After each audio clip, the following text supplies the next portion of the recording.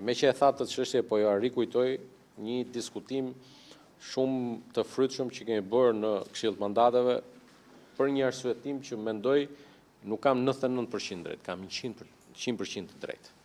Sa kohë që Kuvendi i Shqipërisë është pal në gjykatën kushtetuese për këtë çështje, Kuvendi i Shqipërisë duhet presi gjykatën kushtetuese.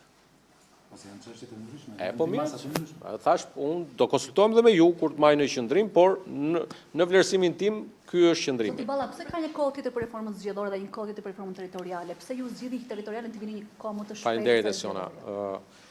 E vërteta është që reforma territoriale dhe praktikat e mira të Komisionit Venecias na detyrojnë që në rast se në konkluzion të kësaj pune të këtij komisionit posaçëm do të sugjerohet një ndarje e re administrative territoriale, ajo duhet miratuar në Kuvendin e Shqipërisë jo më vonë se e njëjtja e fundit e korrikut.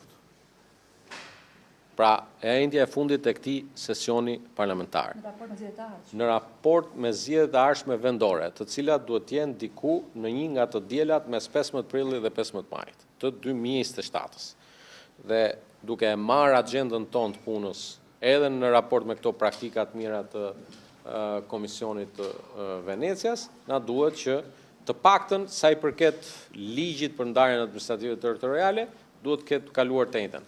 Ktu ka prap, se paketa nuk është vetëm ndarja administrative territoriale, çështja e ndarjes kompetencave, çështje të ligjeve që ndërlidhen edhe me financimin e me projektet e me gjithçka tjetër.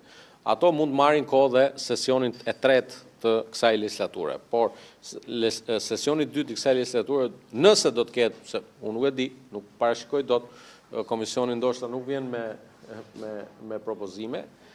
Kemi pasur në 2022-shin, mbani mend një komision që dështoi. Po ky nuk është rasti kur komisioni nisi nga ne. Faleminderit.